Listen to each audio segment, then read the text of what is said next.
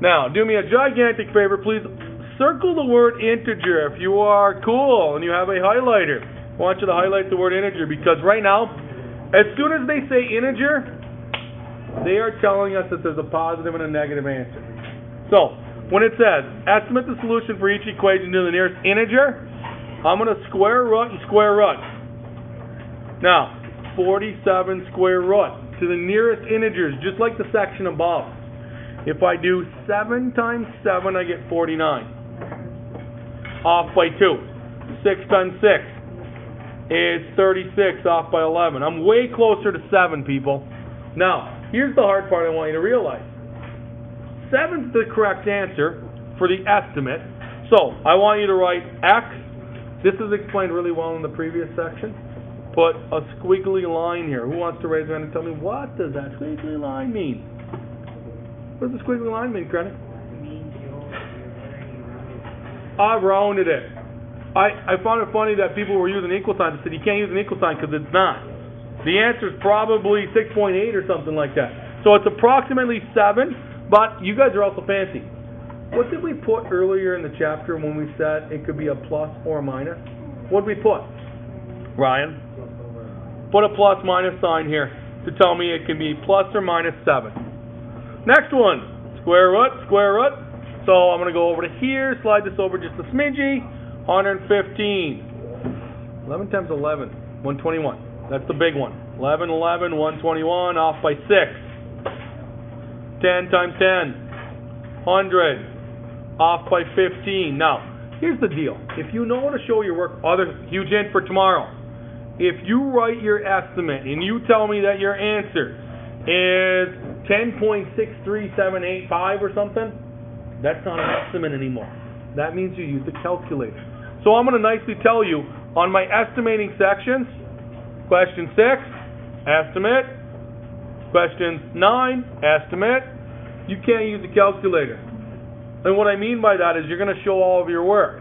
Now, my estimate's way closer to 11, so I'm going to write P is approximately plus or minus 11.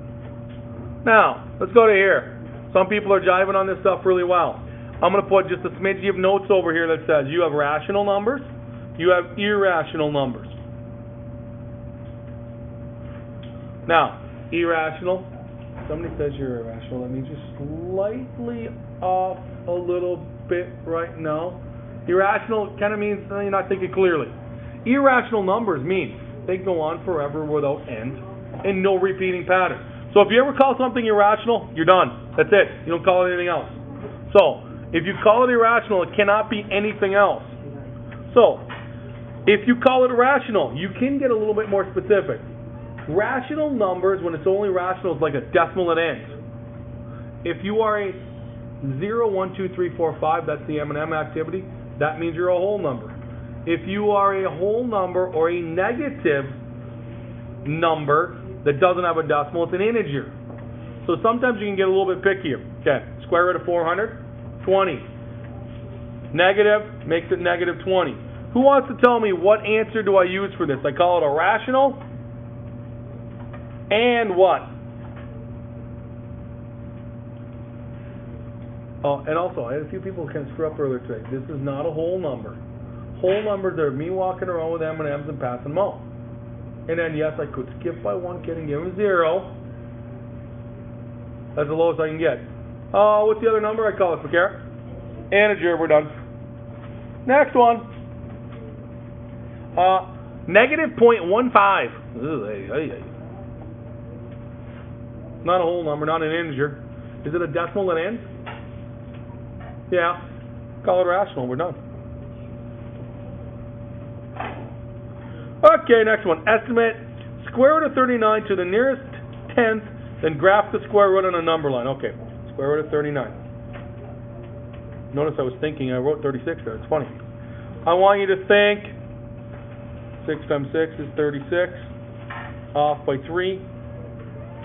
7 times 7 is 49. Whoa! Off by 10. 3 and 10. What did the decimal end up to be on that one?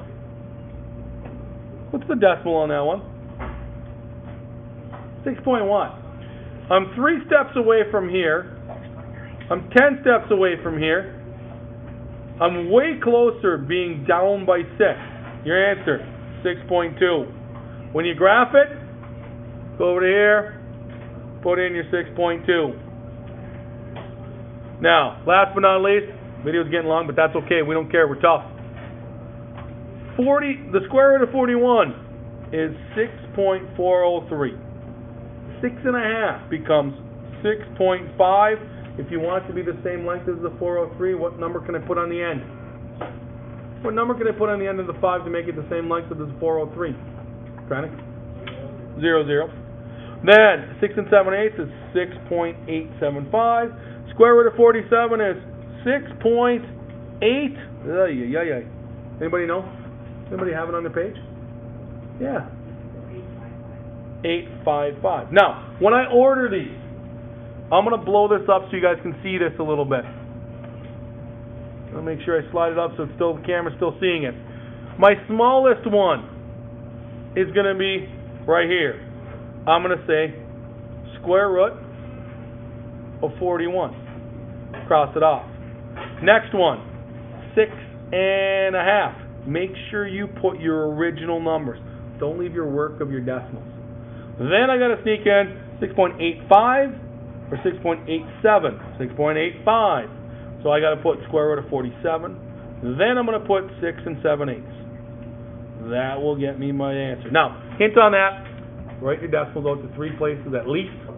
Then order it, but write your numbers as your